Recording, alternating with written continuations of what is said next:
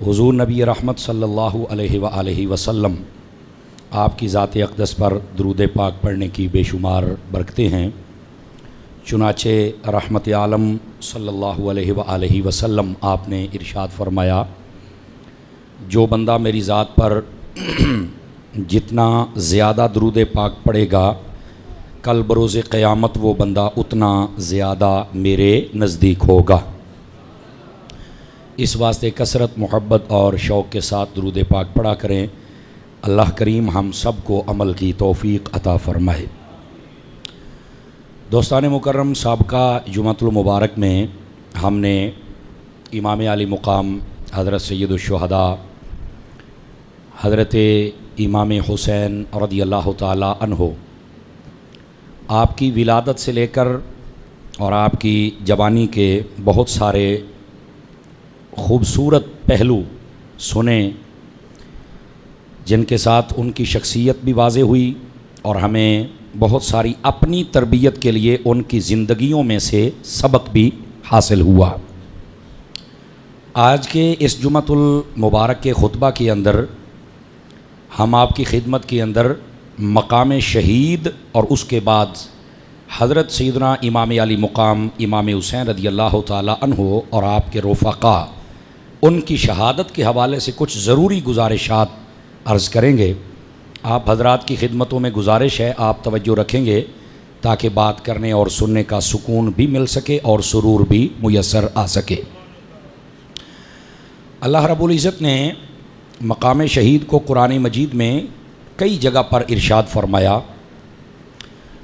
جو آیت بینہ میں نے تلاوت کی ہے اس میں اللہ رب العزت نے فرمایا، وَلَا تَقُولُوا لِمَن يُقْتَلُ فِي سَبِيلِ اللَّهِ اموات، فرمایا کہ جو اللہ کی راہ میں شہید ہو جائیں انہیں تم مردہ مت کہو، انہیں تم مردہ نہیں کہہ سکتے۔ کیا کہنا ہے؟ فرمایا بل احیاء، بلکہ وہ تو زندہ ہیں، وَلَٰكِن لَا تَشْعُرُونَ، اور فرمایا کہ تمہارا شعور ان کی زندگی کو نہیں پا سکتا، تمہارا شعور چھوٹا ہے، اس کی اتنی پہنچ نہیں ہے، اتنی کیپیسٹی نہیں ہے کہ وہ سمجھ سکے کہ شہید کی زندگی کیسی ہے۔ یہاں سے دو تین باتیں بڑی سادگی کے ساتھ مسلمانوں کو سمجھنی چاہیے، اور وہ یہ ہیں، اللہ رب العزت نے فرمایا کہ جو میری راہ میں شہید ہو جائے اسے مردہ مت کہو۔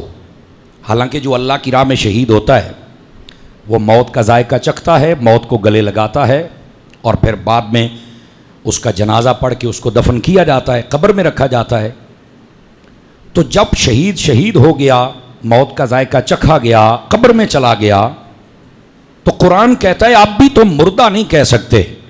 تو یہ سادہ بات ہمیں سمجھ آ جانی چاہیے کہ کچھ ہستیاں ایسی ہیں جو قبروں میں جا کے بھی زندہ ہوتی ہیں۔ یہ کسی مولوی کی بات نہیں، کسی فرقے کی بات نہیں، یہ قرآن کی بات ہے کہ شہید کو مردہ نہیں کہہ سکتے۔ حالانکہ شہید موت کا ذائقہ چکھتا ہے، قبر میں جاتا ہے، جتنا مرضی عرصہ گزر گئے آپ کو زندہ کہنا پڑے گا، چونکہ میرے رب نے فرمایا ہے۔ فرق یہ ہے کہ پہلے وہ اس جہاں میں زندہ تھا، اب اس جہاں میں زندہ ہے، لیکن پابندی نہیں ہے کہ اس جہاں سے وہ اس جہاں کی کوئی بات دیکھ نہیں سکتا یا سن نہیں سکتا۔ میرے آقا کریم علیہ السلام نے تو یہاں تک فرمایا، مردے کو جب قبر میں رکھتے ہو تو مٹی ڈال کے واپس پلٹتے ہو تو تمہارے قدموں کی آواز بھی سنتا ہے۔ بلکہ بخاری شریف میں ہے، قدموں کی آواز سن کے پہچان لیتا ہے کہ میری قبر کے پاس سے کون گزر رہا ہے۔ تو وہ اس جہان کے ساتھ اس کا کنیکشن رہتا ہے، یہ یاد رہیے۔ یہ کنیکشن ہے تو تبھی کہا گیا نا، جب بھی قبرستان جاؤ تو چل کے کہنا ہے السلام علیکم یا اہل القبور، کوئی تعلق ہے نا؟ سمجھ آ رہی میری بات کی؟ تو یہ شہید زندہ ہے۔ اور پھر اگلی بات توجہ طلب، شہید کا رتبہ کم ہے، نبی کا زیادہ ہے۔ تو جب کم رتبے والے کو رب نے نہیں مرنے دیا تو پھر نبیوں کا حال کیا ہوگا، اور پھر امام الانبیاء کا حال کیا ہوگا؟ پھر اعلیٰ حضرت فاضل بریلوی رحمۃ اللہ علیہ، آپ نے سچ کہا نا، تو زندہ ہے واللہ، تو زندہ ہے واللہ، میرے چشم عالم سے چھپ جانے والے۔ تو اس نظریے کو قرآن کی اس آیت سے سمجھا جا سکتا ہے، پہلی بات۔ دوسری بات فرمایا کہ کون فی سبیل اللہ، یقتل فی سبیل اللہ، جس کی موت اللہ کی راہ میں آ جائے۔ آپ سمجھدار اور پڑھے لکھے حضرات تشریف فرمائیں यहां बात हो रही है कि जिसकी मौत अल्लाह की राह में हो, बाकी जिंदगी का सवाल नहीं हो रहा। बवक्ते मौत कहां है? अल्लाह की राह में है, शहीद हो गया, बाकी जिंदगी नहीं पूछी जाएगी। इस वक्त अगर अल्लाह की राह में था तो वो शहीद है और फिर मर के भी जिंदा है। तो जिसकी फकत मौत अल्लाह के लिए हो, अगर वो जिंदा है तो मेरे नबी की तो एक एक सांस की रब ने कसमें इरशाद फरमाई हुई हैं। अल्लाह कुरान में फरमाता लअम्रुका, ए महबूब तेरी हयाती की कसम। और जब बंदा हयाती और उम्र की कसम उठाता तो एक एक सांस की कसम होती है। इन्नहुम लफी सकरतिहिम यामहून, महबूब वो जो है ना, जो आपकी शान नहीं समझते, वो तो नशे में भटक रहे हैं। भाई जो हुजूर की शान ना समझे उससे बड़ा पागल और नशई कौन है? जैसे नशई को अपने पराये की तमीज नहीं होती, जैसे नशई भटकता रहता है, पाकी पलीदी का पता नहीं चलता उसे, ना उसे घर का पता, ना बाहर का, ना पर्दे का, ना गैरे पर्दे का, इसी तरह जो मेरे मुस्तफा की शान नहीं समझता वो भी नशई है। उसको क्या पता अपना क्या है, पराया क्या है, उसको क्या पता हकीकत क्या है और गैर हकीकत क्या है। तो अल्लाह ने क्या खूबसूरत बात इरशाद फरमाई, महबूब तेरी हयाती की कसम, जो तुझे नहीं मानते वो नशई हैं जो भटक रहे हैं, वो भटक रहे हैं। यही वजह होती है कभी इधर कभी उधर, 2-4 साल उनके साथ, 2-4 साल उनके साथ, 2-4 साल उनके साथ, आखिर मैं कुछ भी नहीं। मगर बस ये है नशा जो तुम्हें भटका रहा है। अगर आप हुजूर की मोहब्बत में आ जाते तो आपको कोई भी अपनी लाइन से हटा ना सकता। अल्लाह करीम हमें हुजूर की सच्ची मोहब्बत नसीब फरमाए। यह दूसरी बात। अब तीसरी बात समझने वाली है। फरमाया कि तुम्हारा शऊर, उसकी कैपेसिटी इतनी नहीं है। अल्लाह ने इंसान को जो चीज़ भी दी उसकी एक कैपेसिटी है, उससे ज़्यादा ये वर्किंग कर नहीं सकती चीज़। हमारी आंख है ना, ये देखने की सलाहियत रखती है, लेकिन आप इसको सूरज के सामने करें, सूरज देखें तो आपकी आंख उसको नहीं देख पाएगी। तेज टार्च हो तो उसकी लाइट को ये हमारी आंख नहीं देख पाए। क्यों? हमारी आंख की एक कैपेसिटी है, वहां तक इसकी हद है, उससे आगे नहीं जा सकती। हम बोलते हैं, हमारे बोलने की एक हद है, उससे ज्यादा हम नहीं ऊंचा बोलेंगे, अल्फाज फट जाएंगे, गला फट जाएगा, या फिर सर दर्द करेगा, गला दर्द करेगा। कैपेसिटी है ना, हद है ना। इसी तरह हमारे दौड़ने की एक हद है, वहां तक दौड़ेंगे, उससे जितना मर्जी टेल ला आप नहीं दौड़ सकते। तो इसी तरह हमारे दिमाग की भी एक कैपेसिटी है। अल्लाह ने फरमाया तेरा दिमाग जितना है ना, वो शहीद को नहीं समझ सकता कि इसकी जिंदगी कैसी है। इसका मतलब यह है कि जब शहीदों को मानना है ना, तो फिर दिमागों से नहीं, इश्क से मानना है। तो जब शहीदों को मानना है तो मोहब्बत, और जब मोहब्बत होती है वहां पर सारी हदें क्रॉस हो जाती हैं। ठीक है? तो जब शहीद के लिए ये मोहब्बत का तराजू है, मेरे नबी सल्लल्लाहु अलैहि वसल्लम के लिए तो इश्क का तराजू लाना पड़ेगा ना। तो ये इस आयत की तफसीर सादा लफ्जों में आपके जहनों के मुताबिक जो फकीर ने अर्ज की, फरमाया जो अल्लाह की राह में शहीद हो जाए उसे मुर्दा नहीं कहना। और दूसरी बात फरमाया कि तुम्हारा शऊर उनकी जिंदगी को समझ नहीं सकता, चूंकि तुम्हारा शऊर छोटा है, थोड़ा है, इसकी वो कैपेसिटी नहीं है, वो उस जहां को नहीं समझ सकता। जिनको शऊर होता है वो समझ लेते हैं। अब ये पहली बात। दूसरी बात, शहीद को शहीद क्यों कहते हैं?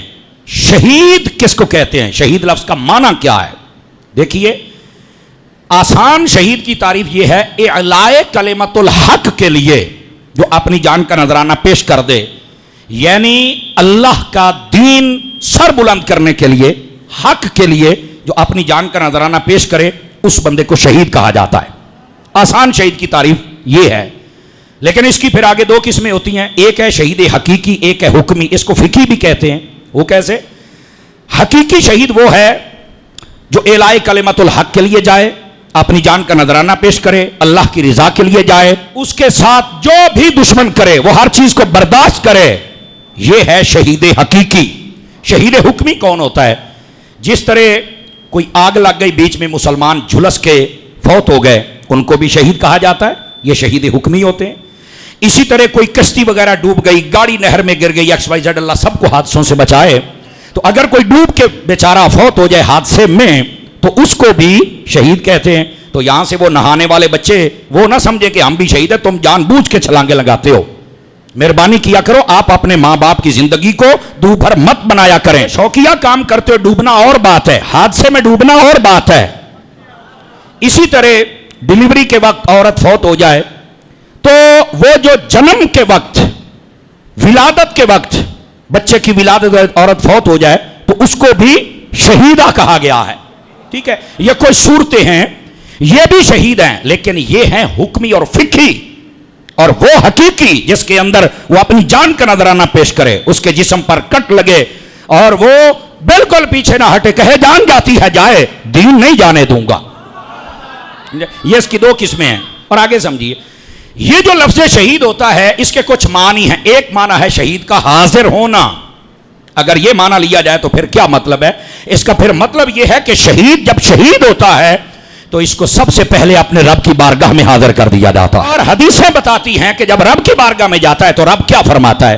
اللہ فرماتا ہے تم نے ہمیں راضی کر دیا ہے, بتا کیا انعام عطا کروں؟ تو شہید آگے سے پتا کیا کہتا ہے؟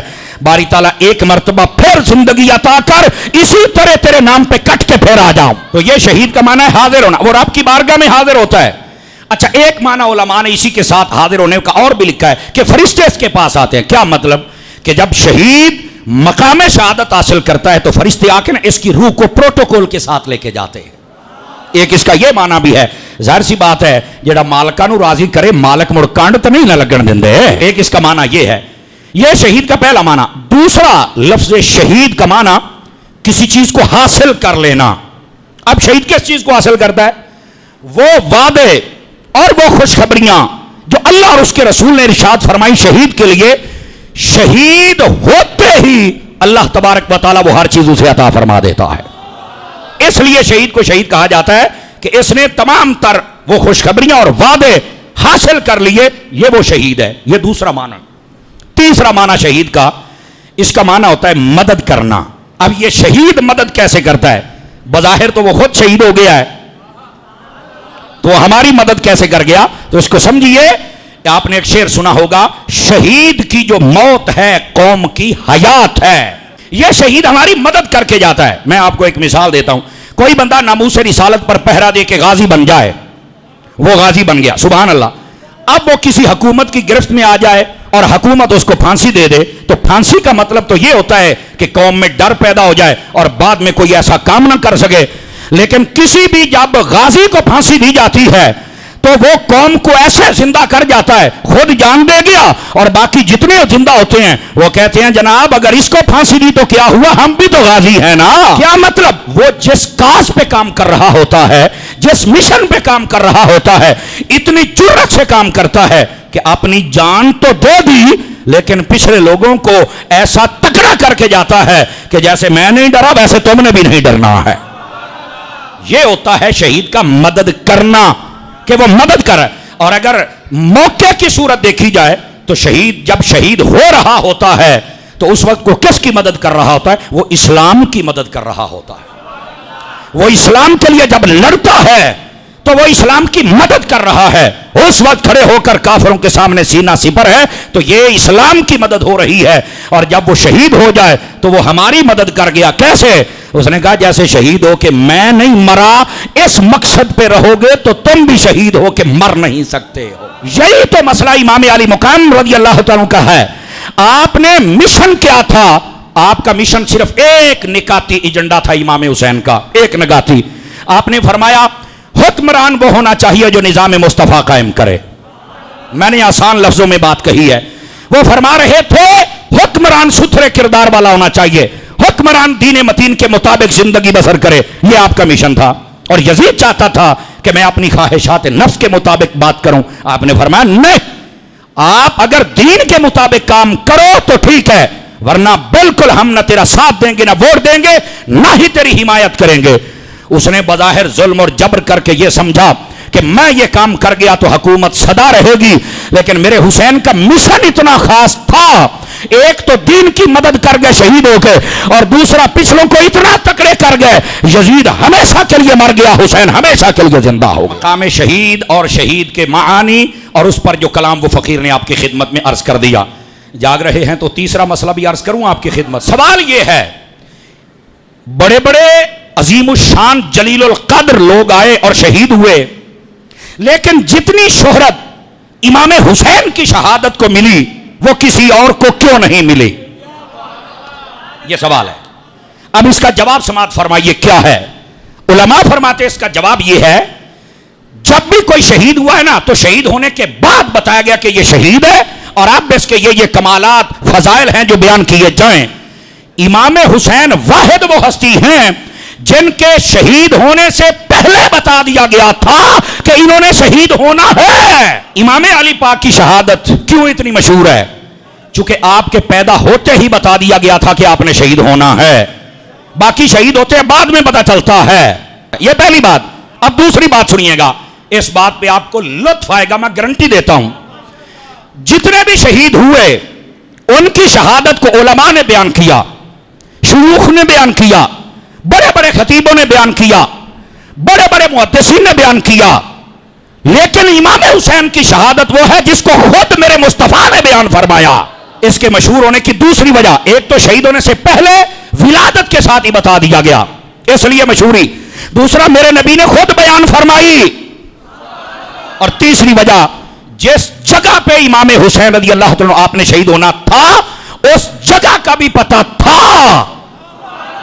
بلکہ حضرت مولا مرزا کے بارے میں یہ علماء نے لکھا, آپ ایک مرتبہ وہاں سے گزرے, آپ نے فرمایا یہ کون سی جگہ ہے؟ انہوں نے بتایا کہ یہ فلاں جگہ. فرمایا رکو. آپ رکے تو آپ کی آنکھوں سے آنسو تھے.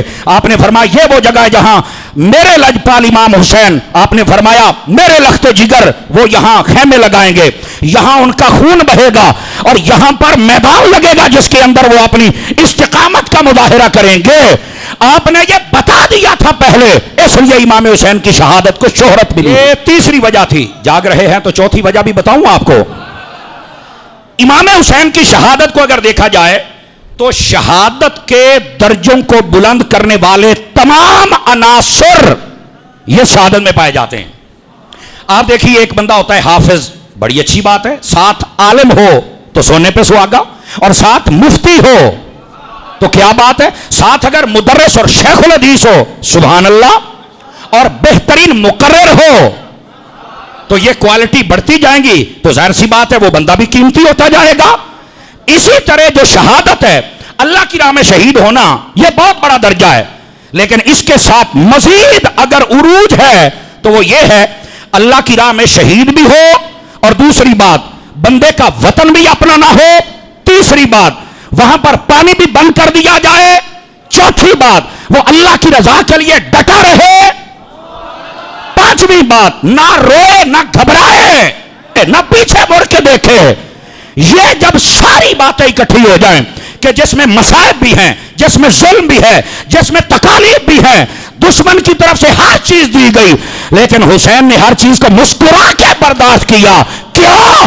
فرمایا یہ شہادت عام نہیں ہے, مصطفیٰ کے نواسے کی شہادت ہے. یہ وجہ تھی کہ امام علی مقام امام حسین رضی اللہ تعالی عنہ آپ کی شہادت کو اتنی شہرت ملی. دیکھیں جتنے شہید ہوتے ہیں, کسی جنگ میں کسی کا باپ شہید ہوا, کسی جنگ میں کسی کا بیٹا شہید ہوا, کسی جنگ میں کسی کا پوتا شہید ہوا.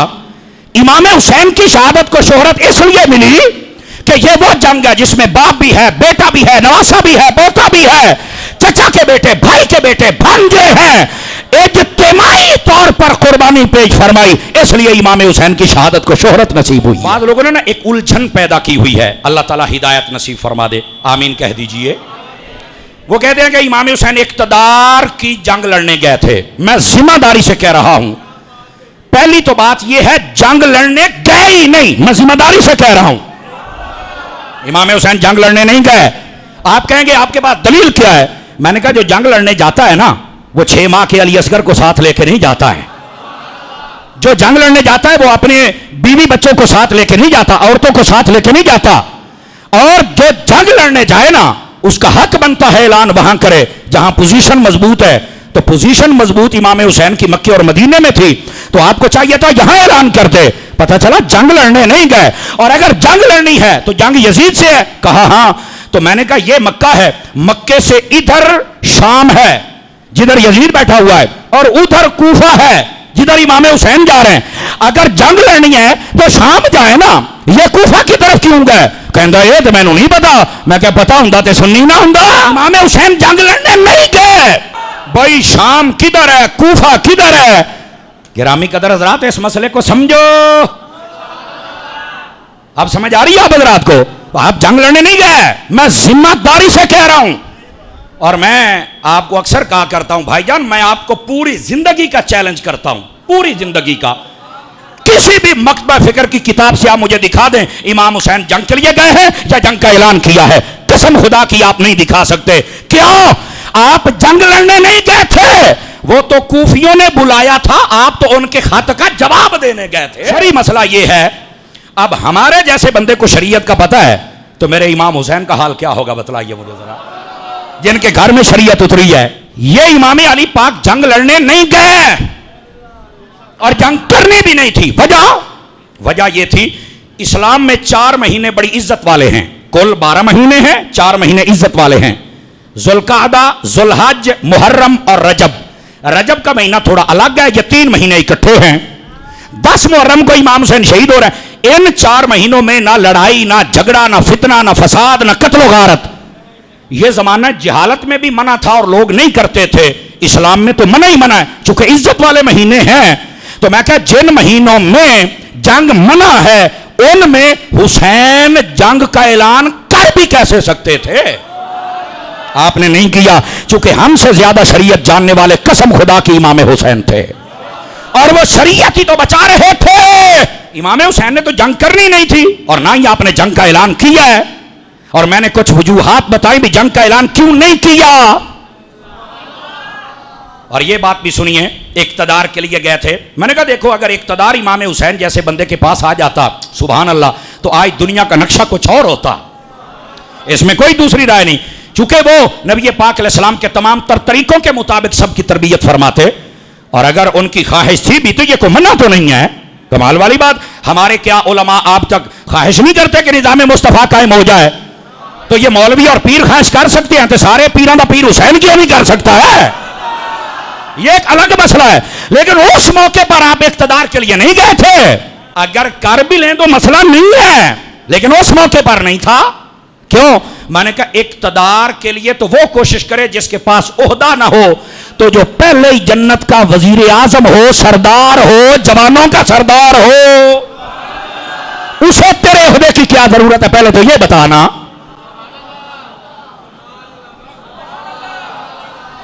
5 کلو دا سیری لا کے گزارا نہیں ہونا، میں امام حسین پڑھتا بیٹھا۔ ان کی شان کو سمجھنے کی کوشش کرو بھائی جان، تو ان کو تو اقتدار کی ضرورت ہی نہیں ہے اور نہ یہ اقتدار کی جنگ ہے۔ تو پھر آپ کا سوال یہ ہوگا کہ پھر امام حسین کوفے میں کیوں گئے اور وہاں کیوں شہید ہوئے؟ میں کہا سوال ہے، اب اس کا جواب سنیے۔ آپ پتہ کوفے کیوں گئے تھے؟ سن لو اس سوال کا جواب۔ کوفے میں جتنے لوگ رہتے تھے نا، جب یزید تخت نشین ہوا تو انہوں نے نا 150 خط لکھے، اور وہ جو خط ہوتا تھا نا، آپ نے سنا ہوگا 18,000 خط، 18,000 نہیں 150 تھے۔ 18,000 کیوں کہتے یہ بھی سن لو۔ وہ جو ایک خط ہوتا تھا نا، وہ ایک بندے کا نہیں ہوتا تھا، وہ پورے قبیلے کا ہوتا تھا۔ 150 قبیلوں کے بندے اکٹھے کرو نا تو بہت زیادہ بندے ہیں۔ حضرت امام مسلم بن عقیل کی جن لوگوں نے بیعت کی تھی کہ آپ امام حسین کو بلا لیں، وہ 40,000 تھے۔ کتنے تھے؟ اس کا مطلب ہے یہ خط اگرچہ 150 تھا لیکن اس کے پیچھے قبیلے اتنے تھے، اس لیے اس تعداد کے پیش نظر 18,000 کہا جاتا ہے کہ وہ ایک خط پورے قبیلے کی نمائندگی تھی۔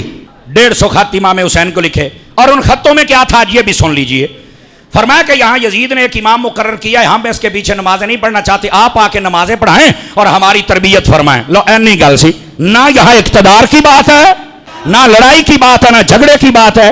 انہوں نے کہا جی آپ آ جائیں، آپ ہماری تربیت، ہم اس امام پر مطمئن نہیں ہیں، آپ آ جائیں۔ اور اتنی محبتوں کے اظہار خط میں کیے بھی چھڑ گلاں دے ہو، سمجھ آئی نا۔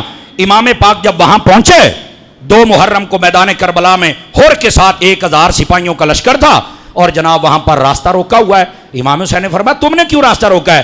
اور جی وہ بات کرنی ہے، پیغام آیا یا یزید کی بیعت کر لو یا قتل کے لیے تیار ہو جاؤ۔ تو آپ نے فرمایا تم نے خط لکھا ہے، تم نے لکھا، آپ نے بندے پہچان لیے۔ یہاں تک آپ کو بتاؤں کتنے جھوٹے اور غدار نکلے، وہ جھوٹی محبتوں کا اظہار کرنے والے، وہ جھوٹے ملنگ اور حسینی بننے والے، جھوٹے نعرے نہ لگایا کریں۔ امام حسین کے سامنے بندہ، آپ نے فرمایا تو نے خط لکھیا؟ تو وہ مکر گیا، کہنے لگا میں نے تو لکھا۔ آپ نے فرمایا لاؤ تھیلا، وہ جب پھیلا تو آپ نے خط کاٹ کے بخایا، فرمایا اے خاتے، اے تیرا نام ہے، اے تیری مور ہے، تو تمہیں شرم نہیں آتی جھوٹ بول رہے ہو؟ یار جو جھوٹے دعوے دار ہوتے ہیں نا محبت کے، جھوٹے نعرے لگانے والے، جھوٹے مولائی، جھوٹے ملنگ، وہ اتنے غدار ہوتے، وہ سامنے کھڑے امام حسین کے سامنے جھوٹ بول رہے ہیں، اے جی میں خط نہیں لکھیا۔ آپ نے فرمایا لکھا ہے آپ نے، اب شرمندہ کیا انہیں۔ تو وہ کیا کہنے لگا جی پہلے گل ہور سی ہن گل ہور ہے۔ آپ نے فرمایا میں پہلے بھی حسین تھا، میں اب بھی حسین ہوں۔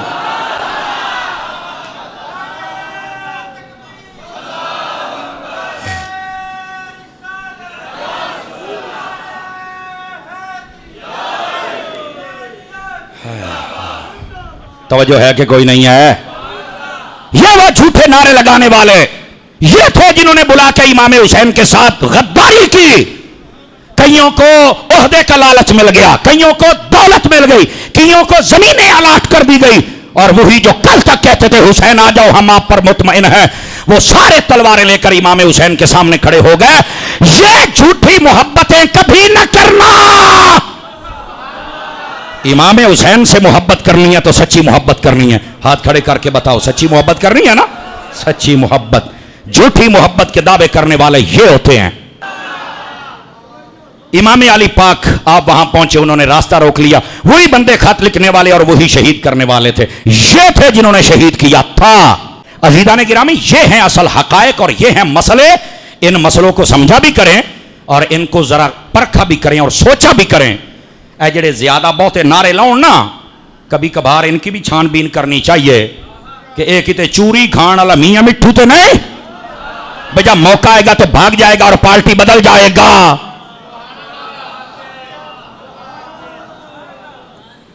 مجھے ایک بندہ کہتا ہے قاری صاحب اس بات سے تو یہ ثابت ہوتا ہے کہ ہر ساتھ رہنے والا غدار ہوتا ہے۔ میں کہا نہیں، جھوٹے ہوتے ہیں۔ امام حسین کے ساتھ 72 گئے تھے، 72 دے 72 شہید ہوئے، نہیں چھڑیا۔ اس کو کہتے ہیں وفادار۔ اور میں نے کہا تو نے وفاداروں کی داستان کیا سنی ہے؟ وفادار دیکھنا ہے تو آ ابو بکر کے پاس، سانپ نے 18 ڈنگ مارے، ابو بکر نے پیر پیچھے نہیں کیتا۔ یہ ہیں وفادار۔ کہاں بیٹھے ہو؟ تو ہم نے وفاداری کس سے سنی ہوئی ہے؟ یہ جھوٹے وفادار موقع پر آ کر چھوڑ جاتے ہیں، سچے وفادار کبھی موقع پہ آ کر چھوڑا نہیں کرتے۔ سچے وفادار بننا چاہیے۔ اگر وفادار دیکھنا ہے نا تو کربلا میں حضرت ہور کو دیکھ لو نا، کیسے وفادار تھے۔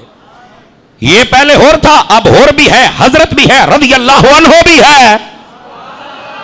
کیوں ہے؟ کیوں ہے؟ اس کی وجہ کیا ہے؟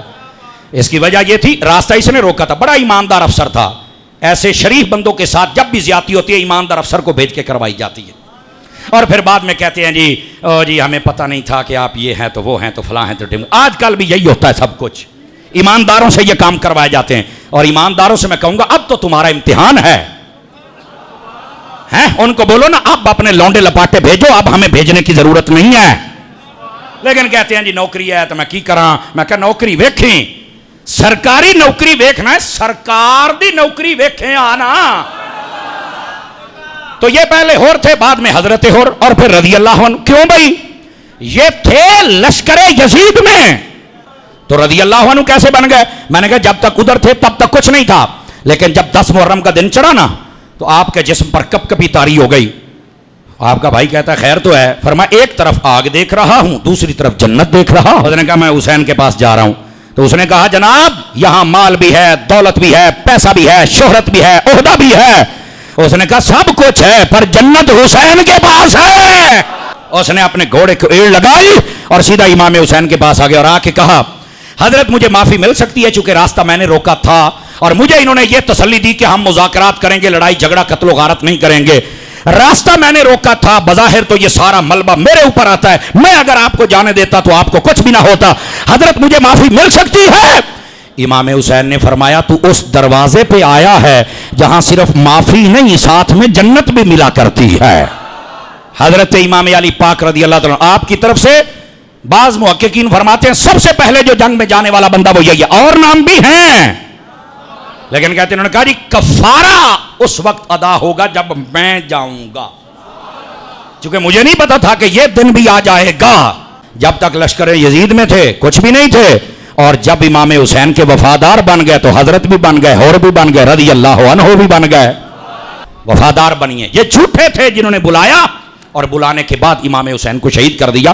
اس لیے امام حسین پاک رضی اللہ تعالیٰ عنہ آپ شہید ہوئے تھے. حضرت امام علی مقام نے مدینہ چھوڑ دیا, لڑائی نہیں کی. بعض علماء نے لکھا ہے 27 رجب کی رات تھی, 28 اور 29 2 دن آگے تھے, اور اس کے بعد مہینہ بدل جاتا. اس مہینے میں آپ نے یہاں سے ہجرت کی مکہ کے لیے. کیوں؟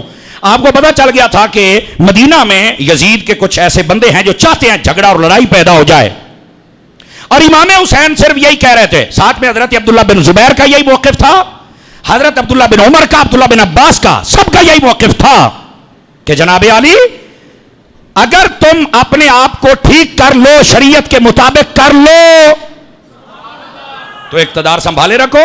ہمیں پتا چلا ہے کہ تیری کچھ بے قاعدگیاں ہیں, بےہودگیاں ہیں, بدعملیاں ہیں جو شریعت کے منافی ہیں. ہم اس وقت تک تیرا ساتھ نہیں دے سکتے جب تک اپنے آپ کو سیٹ نہ کر لے. اس کو یہ خطرہ پڑ گیا کہ اگر انہوں نے میرے خلاف اعلان کر دیا تو سارے لوگ ان کی بیعت کر لیں گے. اس کو اپنے حالانکہ انہوں نے کرنا ہی نہیں تھا, یہ تو صرف سمجھا رہے تھے. لیکن جب تلخی کا ماحول پیدا ہونے لگا نا تو امام حسین نے مدینہ چھوڑ دیا کہ یہاں لڑائی نہ ہو. اب میرے جملے کا وزن محسوس کرنا, پتا چلا لڑائیاں لڑنا یزیدیوں کا کام ہے, امن برقرار رکھنا حسین کا کام ہے. آپ نے مدینہ چھوڑ دیا امن کی خاطر, اور مدینہ شہر کے اندر اپنا بھائی حضرت محمد بن حنفیہ ان کو چھوڑ گئے. باقی جتنے خاندان رسول کے احباب تھے, مرد عورتیں جتنے آپ کے ساتھ, ٹوٹل خاندان رسول کے بندے 21 بندے تھے جو شہید ہوئے. 2 زندہ بچ کے آئے, 23 ہو گئے, اور باقی عورتیں تھیں یہ لگ بھگ 30 کے قریب. باقی ٹوٹل خاندان رسول مدینہ میں تھی. آپ کا سکا بھائی محمد بن حنفیہ, آپ اس کو مدینے میں چھوڑ کے آئے کہ یہاں آپ نے رہنا ہے, ان کی حفاظت کرنی ہے. حضرت عبداللہ بن جعفر وہ مدینے میں تھے, اور ایک روایت کے مطابق حضرت حسن بن مسنہ وہ بھی مدینے میں تھے یا کہیں سفر پر تھے. اور اللہ تحقیق بات یہ کہ وہ بھی کربلا میں ساتھ تھے. یہ تینوں قول میں نے آپ کو سنا دیے. تاریخ میں بہت کچھ ہے اس لیے دیانتاً میں نے سنا دیے. حضرت امام علی مقام نے صرف اس لیے کہ میں مکے جا رہا ہوں تاکہ یہاں ماحول ٹھنڈا ہو جائے, پھر آ جائیں گے. مکے پہنچے, شعبان, رمضان اور ذوالقعدہ 3 مہینے گزرے. ذوالحج, حج کا چاند نظر آ گیا. ابھی تک یزید کے بندے مکے میں پہنچے ہوئے ہیں اور یہی باتیں ہو رہی ہیں, بیعت کرو بیعت کرو. آپ کہتے ہیں یار تم نا شریعت کے مطابق اپنی زندگی گزار کے اپنا اعتماد بحال کر لو, بیعت ہی بیعت ہے, ہمیں کیا مسئلہ ہے. لیکن تمہاری کچھ بے قاعدگیاں, بدعملیاں جو دین مصطفیٰ کے مخالف ہیں وہ ہم برداشت نہیں کر رہے. اور یہ 4 بندے سربراہ تھے, انہوں نے کہنا تھا, اور یہ 4 کا کہنا سب کا کہنا تھا. یہ بھی یاد رکھ لیجئے, جیسے ادھر 150 خط تھا, 18,000 کا تھا, ادھر بھی وہی صورتحال ہے. سب کی طرف سے یہ نمائندہ تھے. یزید نے اپنے بندے بھیجے, اور امام حسین کو پتا چل گیا کہ یہ حج کے دوران مجھے شہید کر دیں گے. امام علی مقام نے 8 ذوالحج کو مکہ چھوڑ دیا, آپ نے حج نہیں کیا, احرام باندھ کے مینا میں نہیں گئے. بعض کہتے ہیں جناب وہ حج تو کر لیتے. میں نے کہا بیٹے 25 حج امام حسین نے پہلے پیدل کیے ہوئے ہیں, فرض ادا ہو چکا ہے. آپ اگر نہیں بھی کیا تو کوئی حکمت ہے, اور حکمت پتہ کیا تھی؟ آپ نے مدینہ چھوڑا تاکہ لڑائی نہ ہو, یہ حکمت ہے. مکہ کیوں چھوڑا؟ حکمت یہ تھی کہ اگر میں یہاں شہید ہو گیا تو 2 باتیں ہیں. ایک تو لوگوں کا حج سے اعتبار اٹھ جائے گا کہ یہاں بھی لڑائیاں جھگڑے قتل و غارت ہوتی ہے. ایک تو یہ اعتبار بحال رہے کہ یہاں لڑائی جھگڑا نہیں ہوتا, یہ امن کا شہر ہے, یہاں قتل و غارت نہیں ہو سکتی. اور دوسری بات, امام حسین کو پتا چل گیا تھا کہ یزیدی آگے حاجیوں کے روپ میں احرام باندھے ہوئے ہیں اور وہ بھیڑیے مجھے شہید کرنا چاہتے ہیں. اگر انہوں نے مجھے شہید کر دیا تو میرا قاتل تو چھپ جائے گا, رش میں بندہ مارا جائے تو قاتل نہیں ملتا. امام حسین نے فرمایا میں نے شہید ہونا ہے اور میرا قاتل قیامت تک چھپا رہے, یہ نہیں ہو سکتا. آپ نے فرمایا میں قاتل کو ایسا ظاہر کروں گا کائنات پر, وہ چھپنا بھی چاہے تو نہیں چھپ سکے گا. اس لیے امام علی مقام نے مکے کا رہنا قربان کر دیا, حج قربان کر دیا. آپ نے یہاں مکے میں لڑائی بھی نہیں ہونے دی اور اپنے قاتل کو بھی نہیں چھپنے دیا. آج دیکھ لو یزید کا نام بھی سب کو پتا ہے, شمر کا نام بھی سب کو پتا ہے, ابن زیاد کا نام بھی سب کو پتا ہے, ابن سعد کا نام بھی سب کو پتا ہے. ایسا ہی ہے نا, کوئی چھپ سکتا ہے ان میں سے؟ امام حسین نے انجدہ ظاہر کیتا ہے نا, انجدہ کیتا ہے نا. قاتلین امام حسین کبھی چھپ سکتے, اور یہ وہ نام ہے آج دنیا میں یہ کوئی نام نہیں رکھتا, آج دنیا میں کوئی یہ نام نہیں رکھتا. کیوں؟ قسم خدا کی امام حسین نے ان کو ایسا مارا ہے, ایسا مارا ہے کہ ان کے نام کو بھی مار کے رکھ دیا ہے. گرامی قدر حضرات, اس واسطے حضرت امام علی مقام امام حسین رضی اللہ تعالیٰ آپ نے مدینہ بھی چھوڑ دیا اور مکہ بھی چھوڑ دیا. مدینہ چھوڑا لڑائی نہ ہو, مکہ چھوڑا کہ یہاں اعتبار بحال رہے حج کا, مکے کا, اور تقدس پامال نہ ہو اور میرا قاتل چھپ نہ سکے. آپ کو پتا ہے جب حسینیت کو بیان کیا جائے تو اس وقت کیا کرنا چاہیے؟ پتہ ہے آپ کو؟ یہ سوال ہے, حسینیت کیسے بیان کرنی, کیا احتیاط ہے؟ نمبر 1, سب سے پہلے جو بیان کرنے والا اسے اتنا شعور ہونا چاہیے کہ میں کوئی بھی غیر معتبر, غیر مستند, جھوٹا بنایا ہوا قصہ وہ بیان نہ کروں. بظاہر تو امام حسین کا نام چل جائے گا, لوگ رو پڑیں گے, لیکن تجھے یہ نہیں پتا کہ تو جھوٹ بول رہا ہے بڑی ہستیوں کے ساتھ, پاک ہستیوں کے ساتھ. تو جو بات مستند ہے وہ بیان کرنی چاہیے, جھوٹی بات اور غیر مستند بات کو بیان کرنے کی اجازت ہے. یہاں رلانے کے لیے جھوٹ بولا جاتا ہے, نہیں بول سکتے. ہمارے سنیوں میں کئی سور لگانے والے ایسے کرتے ہیں, ان سے میں کہوں گا سور لگاؤ, گلامیاں سور دیاں کرو, ورنہ تم سے پوچھا جائے گا میرا پتر جو تم نے یہ کر رکھا ہے نا, یہ تم سے پوچھا جائے گا. میری بات لکھ لیں آپ حضرات. دوسری بات, جب واقعہ کربلا بیان کیا جائے تو ایسی باتیں نہیں بیان کرنی چاہیے یا انداز نہیں اپنانا چاہیے جیسے یہ تاثر جائے کہ میرے حسین بڑے بے کس تھے, بے بس تھے, بڑے مجبور تھے, کر ہی کچھ نہیں سکے. نہیں, سیدی اعلیٰ حضرت صاحب رحمت اللہ علیہ آپ نے فتاوی رضویہ کی 14ویں جلد میں لکھا ہے, جب بھی امام حسین کی شہادت کو بیان کیا جائے, دو چیزیں, یا ان کے فضائل و کمالات بیان کیے جائیں یا پھر کربلا میں ان کی جرت, ان کی استقامت, ان کا وہاں ڈٹ جانا, ان کی نمازیں, ان کا پردہ, ان کا سجدہ, ان کی تلاوت اور ان کا حق کے لیے کھڑا ہو جانا, اسے بیان کیا جائے تاکہ پتہ چلے کہ حسین کی شان کیا ہے. امام حسین کی شہادت کو جب بیان کرنا چاہیے, ان کی جرت, ان کی استقامت, ان کی شان, ان کا وہاں پر ڈٹ جانا, ان کا قرآن پڑھنا, ان کا نماز پڑھنا, ان کا سجدہ کرنا, ان کا تلاوت, ان کا عورتوں کو بے صبری سے بچانا اور ان کا وہاں پردہ کروانا, امام علی مقام کا وہاں نیزے پر قرآن پڑھنا, یہ بیان کرو. اور یہاں پر ایسی ایسی باتیں ہوتی ہیں, ایسی ایسی باتیں جس کے ساتھ بظاہر لوگ تو رو لیتے ہیں, لیکن حقیقت پتہ کیا ہے؟ حقیقت یہ ہے, تمہیں یہ نہیں پتا کہ قوم کیا تاثر رہی. قوم یہ سمجھ رہی ہے کہ حسین بے کس تھے, بے بس تھے, مجبور تھے, کر ہی کچھ نہیں سکے, وہ جاندی کر رہے. تجھے کیا پتا وہ سب کچھ کر سکتے تھے اور قسم خدا کی کر سکتے تھے. برداشت پتا کیوں کیا؟ فرمایا ہمارا امتحان ہے اور یہ امتحان صرف صبر کا جواب دے کر ہی پاس کیا جا سکتا ہے. بس اللہ اللہ تے خیر صلی اللہ, ورنہ ان کو کس چیز کی کمی تھی یار. تو حسینیت بیان کرنے کے لیے اس بات کا لحاظ رکھنا چاہیے. بسا اوقات نا یہ بھی آج کل ایک مسئلہ ہے, اس کو شریعت کی روشنی میں سن لو اور فقیر ذمہ داری سے عرض کر رہا ہے. امام حسین کی شہادت پر رونا کیسا, یہ مسئلہ سنیے. آقا کریم علیہ السلام کی بڑی شہزادی سیدہ زینب رضی اللہ تعالی عنہا جب آپ نے پردہ فرمایا نا تو گھر سے رونے کی آوازیں بلند دی تو حضرت عمر بن خطاب رضی اللہ تعالی فاروق اعظم سسر مصطفیٰ, مراد رسول اور مرید رسول, خلیفہ دوم, یہ وہ ہے جن کی زبان پر حق جاری کر دیا گیا تھا. آپ تشریف لائے, فرمایا عورتوں سے کہو آوازیں بند کر دیں. آپ نے جب پیغام بھیجا نا تھوڑی دیر کے بعد یہ آقا کریم علیہ السلام کو معلوم ہوا تو نبی پاک نے بھی پھر اس مسئلے کو وضاحت کے ساتھ بیان کیا. آپ نے فرمایا اگر کوئی فوت ہو جائے یا شہید ہو جائے اور وہ فوت ہونے کا اور شہید ہونے کا دکھ دل میں ہو اور اس کا اظہار آنکھوں سے ہو تو یہ جائز ہے. اگر کوئی فوت ہو جائے, شہید ہو جائے, اس کا دکھ اگر دل اور آنکھوں سے ہو میں نے کیا کہا؟ دل اور آنکھوں سے ہو تو یہ جائز ہے. کیا مطلب؟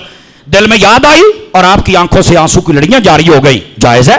آج بھی اگر کسی کو بھی امام حسین کی یاد آ جائے کہ آپ کو ظلمن شہید کیا گیا, بالکل اگر آپ کی آنکھوں سے آنسو آ گئے تو میری جان اس سے قیمتی آنسو کون سا ہے؟ کوئی منع نہیں ہے, کوئی منع نہیں ہے. اور اعلیٰ حضرت صاحب نے تو یہاں تک لکھا ہے, فرمایا جس کے دل میں یہ دکھ نہیں نا کہ امام حسین کیوں شہید ہوئے, تو فرمایا اس کو اس دکھ سے مر جانا چاہیے کہ میرے دل میں دکھ کیوں نہیں ہے. ہر مسلمان کے دل میں دکھ ہے اور کبھی کبھار اس کی آنکھیں نم ہو جاتی ہیں. گھنٹہ نم رہیں, 2 رہیں, 3 رہیں, جائز ہے, جبکہ معاملہ دل اور آنکھوں تک رہے. اور حضور نے فرمایا اگر کوئی بندہ فوت ہو جائے, شہید ہو جائے, اور اس کے دکھ اور غم کا معاملہ تمہارے ہاتھوں میں آ جائے یا تمہاری زبان میں آ جائے تو یہ حرام ہے. اب اس کا کیا مطلب؟ یہ حدیث پڑھ رہا ہوں, گپ نہیں سنا رہا. اس کا کیا مسئلہ ہے؟ فرمایا اگر کوئی شہید ہو گیا یا فوت ہو گیا, تم نے اپنے ہاتھوں کو سر پہ مارا, چہرے پہ مارا, یا جسم کے کسی حصے پہ مارا, اپنے کپڑے پھاڑ ڈالے, یا پھر اپنی زبان سے گندے کلمات بولنے لگ گئے جو ناشکری کے ہیں, اللہ کی رضا کے خلاف ہیں, یہ بک بک شروع کر دی, یہ دونوں حرام ہیں. لو جی, مسئلہ میں نے آپ کے سامنے کلیئر کر دیا ہے. کسی کے بھی فوت اور شہید ہونے پر دل اور آنکھ کا معاملہ ہو تو جائز ہے, اور اگر ہاتھ اور زبان کا معاملہ ہو تو یہ اینا مسئلہ ہے. اور یہ حدیث پاک ہے. اگر کوئی حدیث چاہے تو فقیر عرض کرے گا, بالکل حوالہ ذمہ رہا. Are you understand? بات سمجھ آ گئی آپ حضرات کو؟ اپنی اصلاح کرو, امام پاک کی یاد مناؤ, لیکن ان کی بے کسی اور بے بسی اور مجبوری کی صورت میں پیش مت کرو قوم کے سامنے. جرت والا حسین پیش کرو ہمارے سامنے. تو امام علی مقام امام حسین رضی اللہ تعالیٰ عنہ, آپ کا یہ شان, یہ مقام اور یہ رتبہ ہے. آج ہم امام علی مقام کے مشن پر نہیں ہیں. امام علی مقام کا جو کردار تھا نا, آج ہم اس سے پیچھے ہیں. پہلے میں نے کہا مشن کے ساتھ نہیں ہے, پھر کہا کردار کے ساتھ نہیں. اب تیسری بات, امام حسین کی جن چیزوں کی طرف توجہ تھی نا, آج ہماری توجہ ان کی طرف نہیں ہے, اور جدھر امام حسین کی توجہ نہیں تھی ہماری توجہ ادھر ہے. پورا کربلا پڑھ لیں, کوئی مائی کلال بتا دے امام حسین روئے ہوں. شہادت پر, پانی بند ہونے پر ایک ایک بچہ شہید ہو گیا, کسی پر کوئی مائی کلال مجھے ثابت کر دے امام نہیں روئے. امام کی توجہ رونے کی طرف ہے ہی نہیں. امام کی توجہ ہے صبر کی طرف, استقامت کی طرف, اللہ کی رضا کی طرف. آج ہماری توجہ ادھر سے ہٹ گئی اور رونے کی طرف ہو گئی. نمبر 1. نمبر 2, امام کی توجہ میدان کربلا میں کدھر تھی؟ نماز کی طرف. اور یہی ایک موقع ہے جب امام حسین کربلا میں روئے تھے. ایک موقع ہے, کسی اور چیز پر نہیں روئے. جب پتا چلا نا کہ یہ جمعے کا دن ہے اور یہ سامنے تلواریں لے کے ایک ایک کو شہید کر رہے ہیں, اور کہا گیا کہ ظہر کا ٹائم بھی جانے والا ہے, چونکہ مسافر بندے پر جمعہ نہیں نہ ہوتا, ظہر پڑھنی ہوتی. امام حسین کی آنکھوں سے آنسو آ گئے, رونے لگ پڑے. یار ان ظالموں نے نماز بھی سکون سے نہیں پڑھنے دی. آپ روئے تھے تو نماز کے لیے روئے تھے, آپ کی توجہ نماز کی طرف تھی. آج ہم نعرے لگاتے ہیں لیکن ہماری توجہ نماز کی طرف نہیں ہے. حسین کی توجہ نماز کی طرف ہے اور ہماری توجہ نہیں ہے. حسینی بن کے نماز کی طرف توجہ فرماؤ گے؟ یہ دوسری بات. اب تیسری سن لیجئے, کوئی مائی کلال ثابت کرے امام حسین نے پانی کی طرف توجہ فرمائی ہو. نہیں توجہ فرمائی آپ نے یار, نہیں کی توجہ. اور آج ہم سارے کیا کرتے ہیں, سڑکوں پر سبیلیں لگا کے امام حسین کے نام کی بیٹھ جاتے ہیں. ہر 15 فٹ کے فاصلے پر بندے بیٹھے ہیں, پانی ٹھنڈا کر کے پلا رہے ہیں. امام حسین کے نام کی سبیل لگانا اچھی بات ہے, لیکن سبیل اس کی قبول ہوگی جو امام حسین کے طریقے پر پہلے صبر کرے, پھر نماز پڑھے, اور پھر وہ پانی کی سبیل لگائے. چونکہ امام حسین کی توجہ تو پانی طرف تھی نہیں, آپ کی توجہ تو تھی نماز کی طرف, اور یہ پانی لاؤنا لا نماز پڑھتا نہیں, پانی ونڈی جاندہ ہے. کوئی مائی کلال بتائے امام حسین نے میدان کربلا کے اندر قرآن پڑھنا چھوڑا تھا؟ امام تو پڑھتے رہے تھے. آج ہماری توجہ قرآن کی طرف نہیں ہے. اور یار پرسوں کا دن, یہ 10 محرم کا دن گزرا ہے, توجہ ہے نا؟ مجھے بتلائیے 10 محرم والے دن کتنے بندے تھے جنہوں نے قرآن مجید پڑھا ہے؟ ایسا ڈی حالت ہے, ہاتھ نہیں کھڑے کرنے میں شرمندہ نہیں کرتا. اگر 10 محرم والے دن بھی تم قرآن نہیں پڑھ سکے बताओ तुम्हारी तवज्जो किधर है। इमाम हुसैन ने तो इस दिन नेज़े पर चढ़कर भी कुरान पढ़ना नहीं छोड़ा था। हमारी तवज्जो किधर है? इमाम हुसैन की तवज्जो है नमाज की तरफ, सजदे की तरफ, कुरान की तरफ। अपनी औरतों को पर्दा करवा, किसी को बेपर्दा नहीं होने दिया, किसी को कहा आवाज ऊंची न हो, यह सब्र का मामला है वरना सवाब जाया हो जाएगा। अपनी औरतों को पर्दा भी करवाया, सब्र भी, खुद भी नहीं रोए, फरमाया सब्र का मामला है। और हमने सारे मामले को बदल के रख दिया है। तो बताओ इमाम हुसैन की जिधर तवज्जो थी आज हमारी उधर तवज्जो है? बताओ मुझे सारे। झूठा किरदार है हमारा, अपने आप को सेट करो। ए हुसैनियत ना हर बंदा बयान करता है ते ना हर बंदा सुन सकता है, और इसकी जरूरत है ताकि यजीदी किरदार खत्म हो जाए और हुसैनी मिशन जिंदा हो जाए। कौन कौन है जो हुसैनी मिशन को जिंदा करेगा? मेरे इमाम हुसैन की जिन चीजों की तरफ तवज्जो थी, तवज्जो फरमाएंगे। बस अगर आपने इस पर अमल कर लिया तो समझो सच्चे हुसैनी है।